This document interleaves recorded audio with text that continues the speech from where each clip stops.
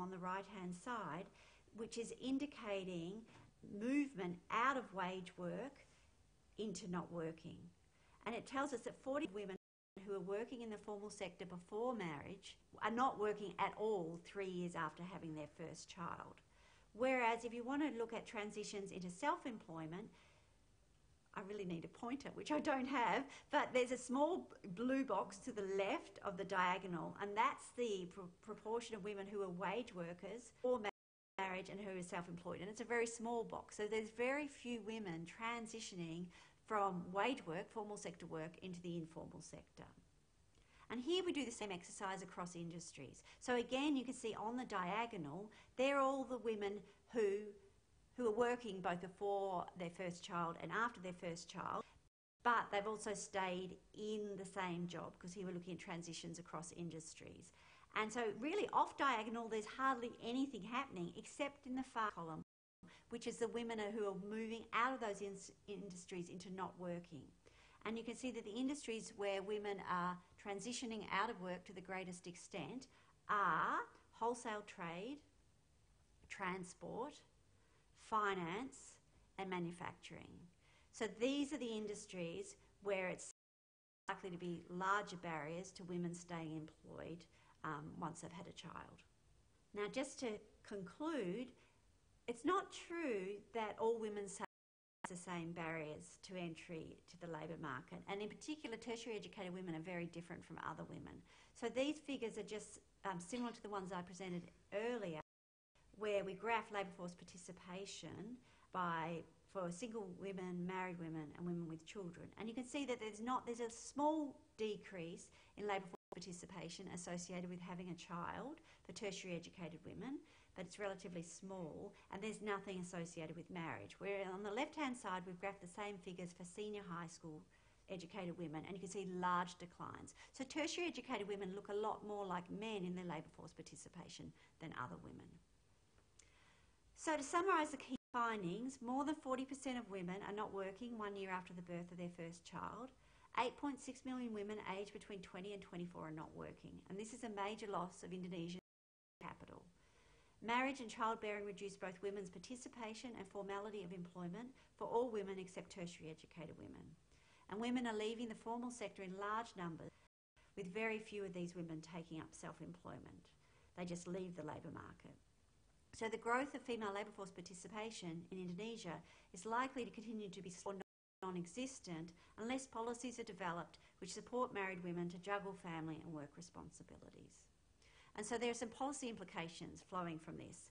Given that the main issue appears to be that formal sector employers are not equipped to retain women once they have a family, there needs to be the promotion of cultural change to encourage companies to develop policies to retain women. Also, family-friendly work policies have been shown in other contexts, other countries, to increase women's female labour force participation.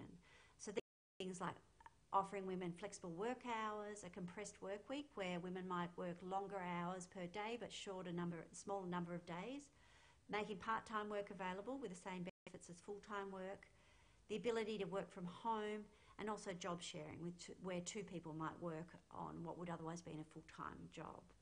Also, the provision of childcare at the workplace has been shown to increase women's female labour force participation and allow them to juggle family responsibilities and work responsibilities. And not only are these measures likely to increase female labour force participation, but they are also likely to increase firm profitability and generate economic growth as the economy better utilises and better from the skills of half of its population. So, I just want to conclude on a personal note. So one of the reasons why I can't be in Jakarta is that my young daughter is about to finish primary school, and if I'd come I would have missed her graduation, which I didn't want to miss. And so I'm in Melbourne balancing life and work, and I hope that it becomes easier for Indonesian women to do the same in the future. Thank you. Terima kasih atas perhatian Anda. Sebetulnya ada lagi yang Bu Lisa nggak ngomong. 2 tahun terakhir itu sebetulnya partisipasi dari wanita berpendidikan tinggi di labor market kita itu meningkat. Oleh karena itu juga ada ukuran dari BPS 2 tahun terakhir bahwa kenaikan gaji antara wanita dan perempuan itu, ternyata untuk wanita itu 4% lebih tinggi dibandingkan kenaikan gaji. Tapi saya pikir loh, kok saya ngomongin ginian, padahal kita ngomongin SDGs, ini kerjaan saya sebetulnya. Jadi saya akan sudahi presentasi dari berbagai kita ini, karena waktunya sangat singkat, saya tidak akan menyimpulkan dulu, tapi saya akan langsung masuk kepada pertanyaan-pertanyaan yang terkumpul melalui sistem Slido kita. Apakah panitia bisa menampilkan pertanyaan-pertanyaan yang sudah masuk? Ini sudah ada beberapa. Mata saya nggak begitu. Ada beberapa untuk Pak Sony, semua juga 3 pertama Pak Sony, keempat untuk Pak Steven, yang terakhir untuk Pak Kemenlu, tapi sudah. Pak Sony mau jawab Pak 3 pertanyaan pertama itu? Silakan Pak. Saya bacain ya. Terkait penanganan mitigasi bencana di daerah destinasi pariwisata, hal yang pemerintah telah berhasil dan apa yang belum berhasil. Itu aja dulu Pak. Ini lebih. Baik, terima kasih. Yang pertama ternyata perencanaan pembangunan di daerah itu kurang memperhatikan kondisi kerawanan bencana. Jadi makanya di Palu sekarang akan ada relokasi. Kemudian di beberapa tempat yang rawan bencana akan diperbaiki perencanaan daerahnya. Itu yang pertama. Jadi match antara perencanaan sektoral dan perencanaan spasial kita harus lebih baik lagi. Apalagi di daerah destinasi wisata. Sehingga seperti Jepang, mereka ketika mengalami bencana punya kapasitas untuk menghadapinya. Nah, kita mengalami bencana itu bingung. Misalkan saja ketika gedung tinggi di Jepang itu mengalami goncangan karena gempa yang cukup kuat, orang secara tertib turun, kumpul di lapangan ribuan orang dan menunggu sampai dengan waktu dinyatakan aman itu disampaikan oleh pemerintah. Ya kalau di kita lari bingung juga, di bawah gedung juga, sebetulnya kalau gedungnya ambruk sama saja. Jadi sekarang Bappenas juga punya peran penting bersama Kementerian ATR untuk memperbaiki perencanaan spasial kita. Yang kedua, yang berhasil dan belum berhasil, ternyata multi hazard early warning system kita itu juga tidak banyak yang bekerja. Dan kita akan perbaiki ke depan dengan membuat SOP seperti standar operasional prosedur dalam menghadapi bencana dari mulai siaga darurat sampai ke tahap rehabilitasi dan rekonstruksi. Terus kemudian bonus demografi, ya.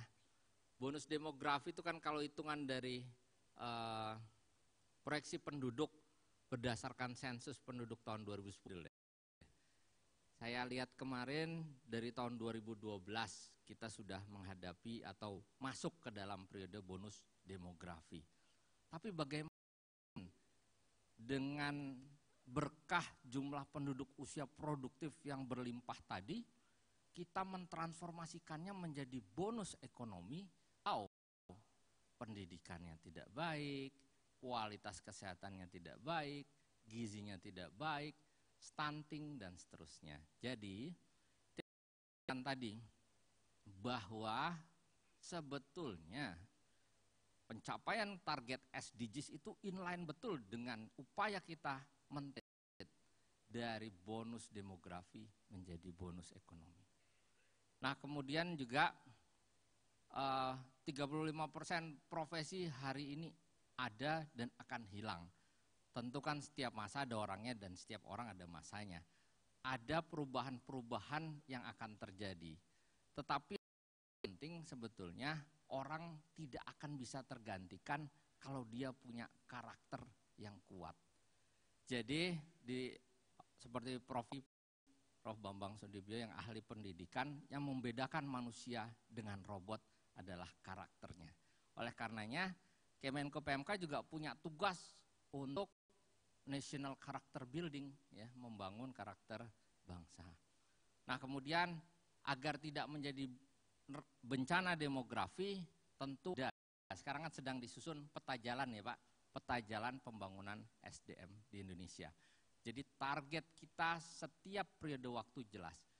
Yang paling dekat sebetulnya 100 tahun Indonesia merdeka di 2045 kita harus punya target yang jelas. Nah, antaranya dari 2020 menuju ke 2045 kita akan punya target 5 tahunan, nanti di dalam RPJMN akan kelihatan. Supaya tidak menjadi bencana demografi, maka bonus demografi harus bisa kita transformasikan menjadi bonus ekonomi dan mendukung kesejahteraan masyarakat. Saya pikir itu Pak, silakan Pak.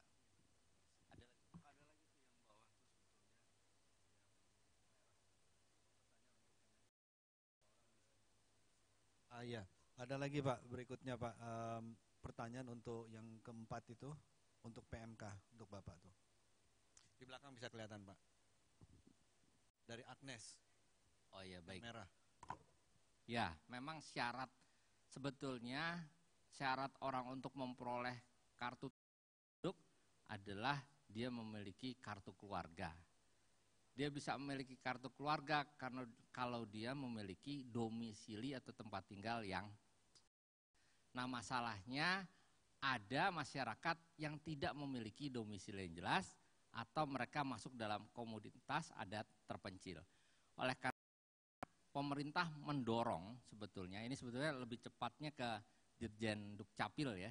Pemerintah mendorong upaya pengakuan hak-hak warga negara kita melalui administrasi kependudukan. Sebetulnya sekarang mereka sudah membuat kebijakan bukan lagi style pasif ya. Jadi kalau dulu warga yang harus datang untuk memperoleh dan mengurus dokumen administrasi kependudukannya. Tetapi sekarang pemerintah yang datang menjemput bola untuk mendorong ke mereka. Kira-kira seperti itu Pak.